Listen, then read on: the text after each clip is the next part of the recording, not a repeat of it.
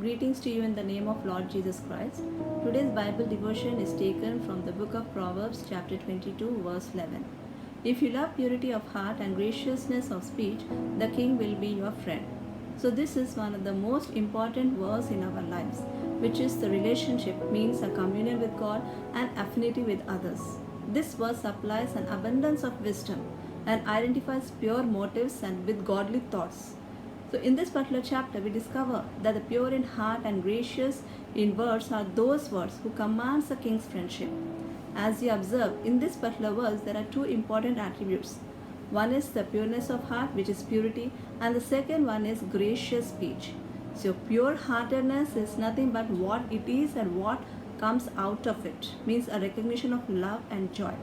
And the last and important one is a good man, the heart of a good man. So, without pureness of heart, there is no knowledge of God or fellowship with Him.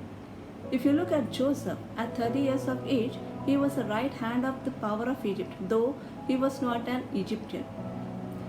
If you look at 1 Samuel chapter 17, verse 57 and chapter 18, verse 4, David was a lowly shepherd, but still Jonathan loved him. Why? Because David was free from his ambition. Solomon also taught that wise men speak graciously, but fools destroy themselves with their words. Paul even said that, let your speech be always filled with grace.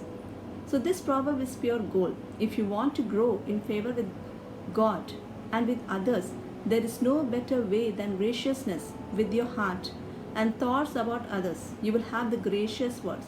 With the blessing of God, the king will soon be your friend.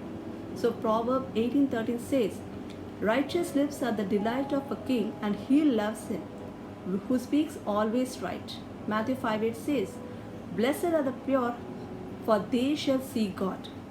So if you look at Solomon, he was a king. His decisions affected many people. His friends needed to advise him and to inform him. He needed to choose only the right friends. He needed to choose only honest friends who always speaks the truth. Now his friends who speak always kind words. He doesn't want angry friends or dangerous friends. He doesn't want any friends who always speak lies. It doesn't matter whether they are rich or poor. If you look at Solomon's son Rehoboam, he had very wrong friends. They were rich and they loved luxuries. They were very cruel. They gave bad advice. Because of their bad advice, there was a revolution. He lost most of his country. So by this proverb, God is saying that we should have a pure heart, speaking good and kind words. We should not hurt others.